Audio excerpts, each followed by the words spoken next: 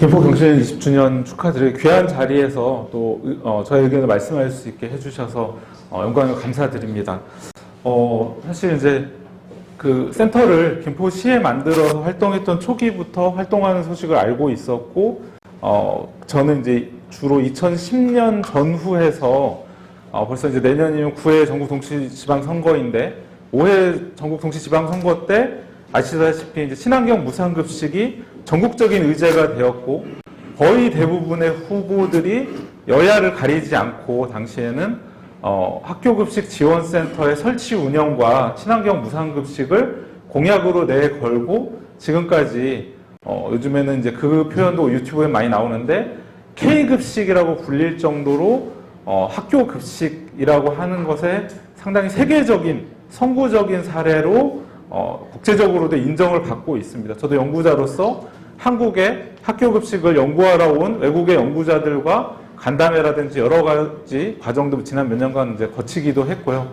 그때 당시 김포시가 경기도에서도 상당히 선도적으로 활동을 시작을 하셨고, 센터 활동을 시작을 하셨고, 그 당시에는 이제 컨트롤형이라고 불렀었던 물류 기능은 없지만 학교급식의 정책과 실행을 담당을 하면서 주요 이해관계 집단인 생산자와 학부모, 학교, 또 학생들에 대한 여러 가지 교육 같은 부분까지 포괄하는 그런 컨트롤형 센터를 시작을 해서 상당히 경기도에서 큰 시사점을 남겼었고, 그렇지만 이제 이따가 김규태 대표님께서 말씀하시겠지만 지금 시점에서 보자면 상당히 긴 시간이 흘렀음에도 불구하고 아직도 학교급식에 대해서 논의하고 있는 안타까운 상황입니다. 다른 지역들이 김포시의 여건들을 따라잡고 먹거리 통합지원센터를 만들고 공공급식의 영역으로 이미 확장을 한 현 시점에 다시금 김포시에서는 학교급식의 체계가 퇴행하고 있다는 그런 진단을 할 수밖에 없는 이런 부분에 대해서 저는 이제 김포시에 대해서는 토론자분들께서 많이 이야기를 해주실 거기 때문에 좀 전국적인 맥락과 국제적으로도 이런 정책들이 어떤 의미를 갖고 있는지를 좀 말씀을 드리려고 합니다.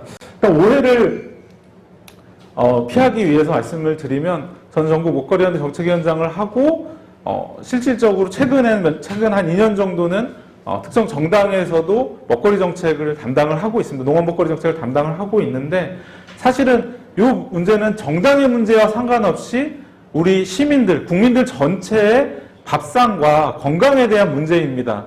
그래서 말씀드리면 꼭 어떤 정당이 하고 있는 곳이라서 안 되거나 그런 것이 아니고, 지금은 여당이 된 정당도 단지 선거 때 나를 지지하지 않았다는 이유로 시장 군수가 돼서 잘 되고 있는 학교급식과 먹거리 정책을 망치기도 합니다.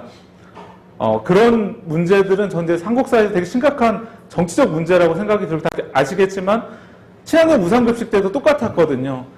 이미 무상급식을 전국적으로 확대했는데 굳이 그것에 딴지를 걸면서 나는 거기다 예산을 쓰지 않겠다라고 하는 광역 지자체장이 그때도 나타났었고, 그래서 그 지역의 학부모님들은 학교 운동장에 가서 소뚜껑을 두들기면서 대체 우리 아이들의 밥상을 왜 정치적인 문제로 비화시키느냐라는 비판을 이미 그때도 했었습니다. 지금 김포시에서 나타나는 상황도 사실은 정치적인 색깔을 빼고 보면 정말로 학교급식을 통해서 학교와 학생들, 학부모, 그리고 생산자들이 어떻게 좋은 식탁을 만들어가는 과정에서 나의 사회적인, 경제적인, 그리고 환경적인 부분에서의 나의 위치에서 역할을 할 것인가를 논의하면 되는데, 그 문제를 갑자기 정치적인 문제로 바꿔서 정치적인 유불리를 따지는 상황이 됐기 때문에 이런 상황이 이제 만들어졌다라고 저는 이제 판단을 합니다.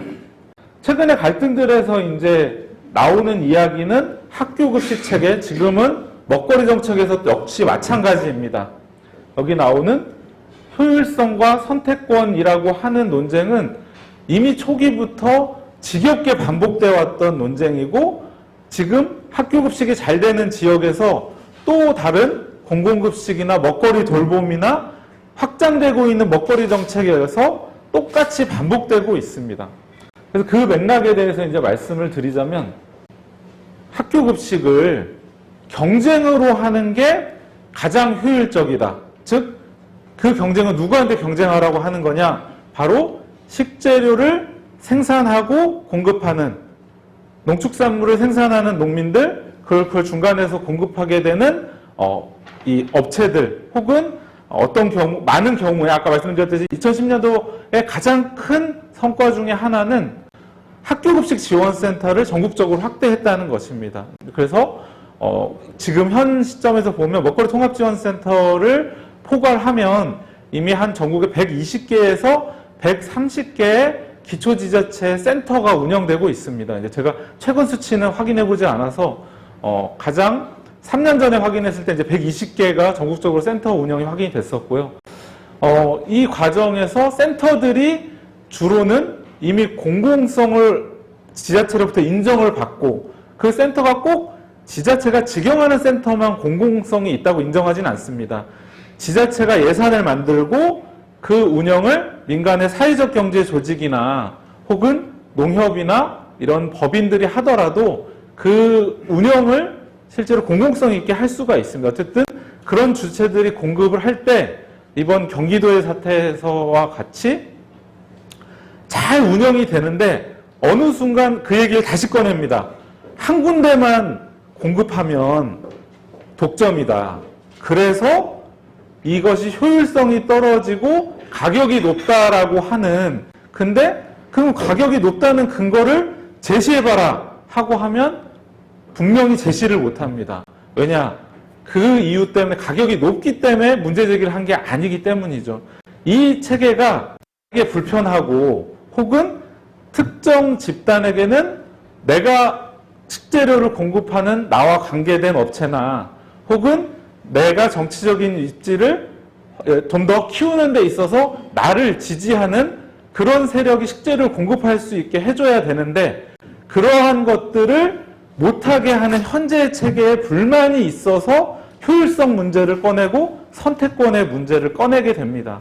이제 이것은 먹거리 통합지원센터로 이미 확장이 돼서 성공적으로 운영하고 있는 다른 지역에서도 똑같은 방식으로 문제 제기가 되고 확산이 됩니다. 최근의 일례를 말씀드리면 이제 옥천살림이라고 하는 생산자와 지역 소비자들이 함께 만들어 이종협동조합을 만들어서 지역에서의 로컬푸드를 아주 성공적으로 만들고 직매장 여러 사업을 확장했던 옥천군에서도 비슷한 문제가 발생을 했습니다. 정당은 여기랑 다르지만 결국은 정치적인 이유로 그 센터가 역할을 매우 잘해왔음에도 불구하고 정치적인 이유로 왜 한 군데만 공급해? 한 군데만 공급하니까 독점 아니야? 이런 논리를 가지고 문제 제기를 해서 결국은 선택권 문제라고 하는 그런 제기를 하는데 결국은 여기에도 나오지만 선택권을 업체를 선택할 권리라는 것으로 오용해서 사람들에게 설득을 합니다. 업체를 여러 개 선택할 수 있게 되면 효율성이 생기고 경쟁을 하니까 가격이 떨어진다고 이야기를 합니다. 그렇지 않습니다. 결국은 안정적인 계약 재배를 잘 하고 지역 농민들과 관계를 잘 형성하면 연중 안정적인 가격이 형성이 되고 그 가격으로 공급을 하게 되면 외부에서 사오는 물량도, 왜냐면 우리 지역에서 100% 식재료를 조달할 수는 없거든요. 외부에서 사오는 그런 식재료의 가격도 이미 우리 지역 생산량이 확보가 되기 때문에 나머지 물량이 정확하게 계산이 서고 그것에 따라서 안정적인 가격으로 다른 지역에서 사오는 식재료도 가격이 안정이 됩니다. 근데 경쟁을 붙이게 되면 어떻게 되냐면 시장에서의 가격 변동에 엄청나게 큰 영향을 받게 됩니다.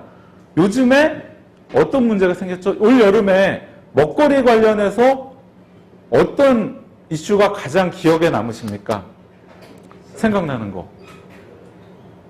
수박 3만 원은, 수박 한 통에 3만 원이 전국적으로 엄청난 큰 이슈였습니다.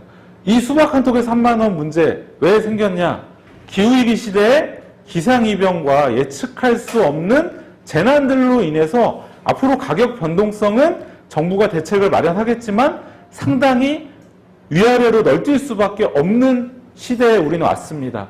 그런데 계약 재배를 통해서 안정적으로 조달하지 않고 업체의 경쟁을 시킨다?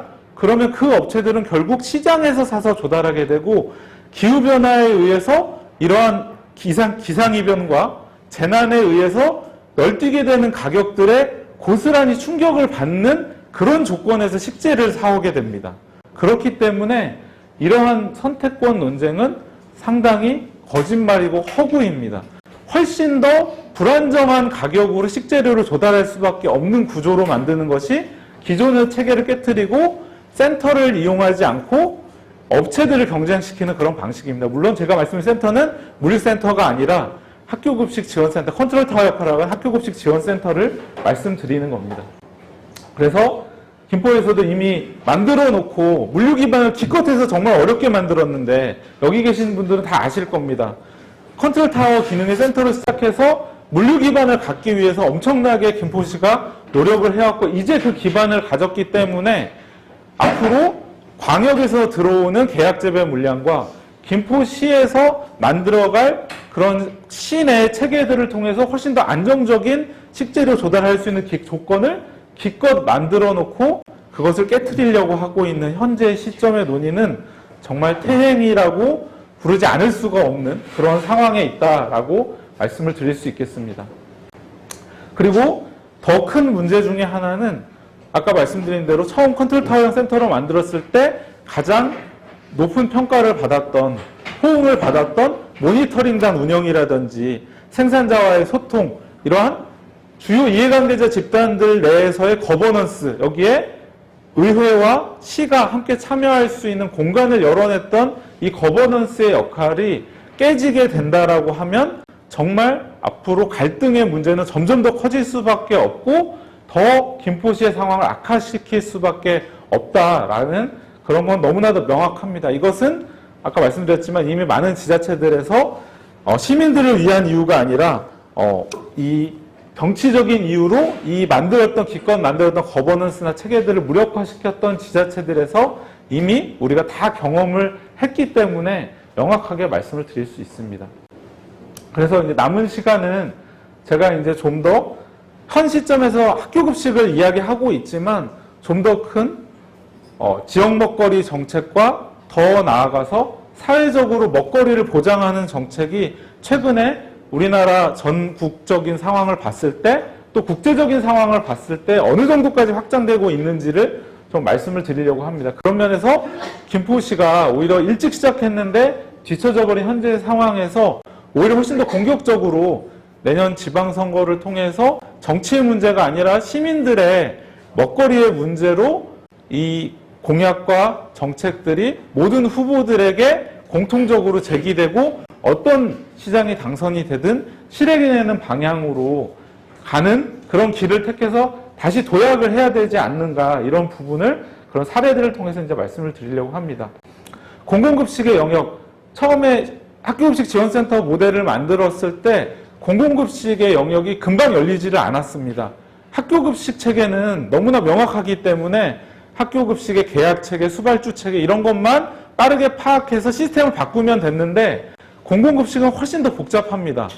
복지시설도 있고 영유아 돌봄시설도 있고 장애인 돌봄시설도 있고 병원, 군대 여러 가지 그런 유형들이 있기 때문에 그 유형들을 일일이 파악하고 식재료를 공급하기가 상당히 어려웠습니다. 그런데 이것들이 먹거리 통합지원센터가 만들어지고 광역과 협력할 수 있는 시군구 단위의 기초센터들의 자기 역할을 찾으면서 최근에 공공급식의 영역이 상당히 빠르게 확대되고 있습니다.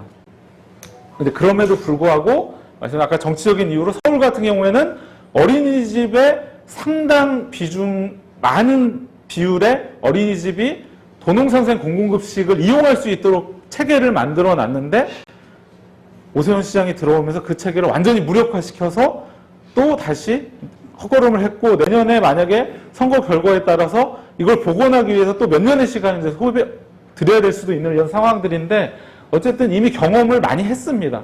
그리고 먹거리 돌봄의 영역이 최근에 매우 빠르게 확산이 되고 있습니다. 어르신, 아이들, 다양한 돌봄이 청년들까지, 1인 가구 청년들까지 다양한 먹거리 돌봄이 필요한 집단들에 대해서 그 집단에 맞는 다양한 시도와 사례들이 이미 전국적으로 많이 만들어졌기 때문에 이런 영역으로 가고 있고요. 지역 먹거리 지수라고 하는, 지금 김포시는 이제 처음에 C로 시작해서 어떤 계속 B를 받고 있는데, 많은 지자체들에서 이 영역들이 사례로 등장했고, 이 영역들을 잘 하는 곳이 A등급, S등급을 받는 그런 상황으로 이제 나아가고 있습니다. 그래서 요거는 우리나라에서 당장 도입하기는 어렵지만 이런 정도의 시도까지 한다라고 하는 사례를 하나 말씀을 드리고자 하는데, 이것도 프랑스에서는 많은 지역 단위에서 15년에서 길게는 20년 가까이 사회적 실험과 시범 사업을 한 끝에 이제 국가 정책으로 도입을 하려고 하고 있습니다. 도입이 된 건 아니고요. 프랑스 의회에서도 이거 법안이 지금 올라갔는데 반대 의견이 많이 있습니다. 좀 너무나도 파격적인 정책이라서 그런 건데요. 어떤 부분이냐면 의료보험 체계 아시죠? 우리는 소득이 높으면 우리 보험료를 많이 내고, 소득이 낮으면 보험료를 최소화해서 내고, 같은 수급, 보편적인 수급에 있어서는 의료 수급을 같은 수준에서 보장받고 있습니다. 이거를 먹거리의 영역에 도입을 한 겁니다. 지역에서 소득이 높은 사람은 많이 내고, 소득이 적은 사람은 적게 내거나 아예 안 내서 기금을 조성합니다. 그리고 모든 시민들에게 동일하게 1인당 월 70에서 80유로라는 먹거리 바우처를 제공을 해줍니다. 그래서 이것을 누구나 소득이 높든 낮든 같은 금액의 바우처를 받아서 식재료를 가급적이면 친환경, 생협이라든지 로컬푸드 직매장, 로컬푸드 시장에서 사용할 수 있도록, 농부시장 같은 데서 사용할 수 있도록 유도해서 지역사회의 먹거리 순환을 만들겠다라고 하는 정책이고요. 이 프랑스의 많은 지역에서 이런 실험을 통해서 성공을 했습니다. 어떤 지역은 기금만으로 운영하기도 하고, 어떤 지역은 이 기금에 지자체가 더 예산을 더 넣어가지고 하기도 하고, 이런 것을 지금 프랑스 의회에서는 그럼 이제 실험전이 성공했으니까 국가 차원에서 의료보험 마찬가지로 이 먹거리 바우처를 모든 국민들에게 제공하자라고 하는 법률안이 올라가 있는데, 당연하게도 반대도 많습니다. 우리가 친환경 무상급식 때 겪었던 것처럼 왜 이건희 회장의 손주에게 무상급식을 줘야 되냐, 이런 논리는 여전히 많은 곳에서 제기가 되고요. 그래서 이것을 프랑스에서 이제 접근을 하고 있다. 우리나라도 아시다시피 농식품 바우처라고 하는 괜찮은 제도를 설계를 했었습니다. 소득 기준으로 중위소득보다 50% 이하인 가구에게는 가구원 1인당 월 8만 원의 농식품 바우처를 주도록 설계를 했고요. 이건 예산이 많이 들어가기 때문에 예비타당성 조사까지 모두 통과를 했는데, 지난 정부에서 본사업에 들어갈 때 확 축소를 했습니다. 기준은 같은데 그 기준 중에 또 선별을 했습니다. 고등학생 이하의 아이를 키우거나 임산부가 있는 가구에 한해서만 가구원 1인당 월 8만 원의 바우처를 줬습니다. 너무나 큰 차이죠. 그래서 이 사업을 현 정부 하에서는 복구할 수 있을지 아직 알 수 없습니다. 역시 예산이 많이 들어가기 때문에 이런 방식들을 우리가 다시 잘 복원시키고 더 나가서 이 바우처를 대형마트나 헛군데 쓰지 않고 우리 지역의 농가들에게, 농민들에게 돌아갈 수 있는 그런 사용처를 통해서 바우처가 사용되도록 하는 이런 것도 우리나라에서 상당히 지금 중요한 과제로 제기가 되고 있습니다. 그래서 마지막으로 좀 정리해서 말씀을 드리면, 그냥 제가 정책 연구를 하는 입장에서 몇 가지 말씀을 드리면, 일단 학교급식에 대해서 시가 설득이 될지는 모르겠지만 소모적인 논쟁을 중단하고 물류센터를 어떻게 잘 활용할 것인가, 그런 면에서 운영 주체가 누구가 어떤 집단이 되어야 되는가에 대해서 좀 사회적인 이 논의를 활성화해서 이 문제를 푸는 것이 중요하고요. 저는 꼭 행정이 직영하거나 이런 방식을 고집할 필요는 없다는 생각이 있습니다. 공공성이 있는 민간 주체면 그 민간 주체가 운영하는 건 괜찮다. 뭐 예를 들면 괴산군 같은 경우에는 괴산군 먹거리 통합지원센터를 괴산의 생산자 단체와 소비자단체가 공동으로 만든 괴산군 먹거리 연대에서 위탁받아서 운영을 하고 있습니다. 이런 방식도 나쁘지 않다. 이런 것들을 어제 최선의 방안을 찾아서 이제 운영을 하되 계속 이야기했던 것처럼 다만 영리 방식이라서는 안 된다. 당연히 비영리를 원칙으로 해서 센터를 운영을 해야 되고요. 이것을 먹거리 정책으로 확대하기 위해서 빠르게 가급적이면 내년 선거 때 먹거리 통합지원센터와 김포시 먹거리 정책, 저도 이제 지역 먹거리 지수 평가하는 위원을 3년간 하다가 이제 작년부터는 안 하고 있는데, 가보면 지역 먹거리 계획을 수립했다고 하는 아주 많은 지자체 중에 거의 대부분이 학교급식 사업이 거의 대부분입니다. 나머지 영역의 사업을 잘하고 있는 지자체는 아직도 그렇게 수가 많지 않습니다. 그러면 김포시의 먹거리 정책을 말 그대로 요즘에 정치권에서 많이 이야기되는 것처럼 공급자의 관점이 아니라 수요자의 관점에서 어떻게 시민들이 필요로 하는 먹거리 정책을 다음 민선 9기에서는 실행을 할 것인가와 관련해서 공약 작업부터 시작해서 공약 후에 실제 실행의 단계까지 만들어 가는데, 거버넌스의 민간 영역에서 거버넌스 역할을 할 수 있는 경실련과 먹거리 시민사회 단체들이 그런 준비들을 좀 충분히 하시면 좋겠다라고 하는 생각이 들고요.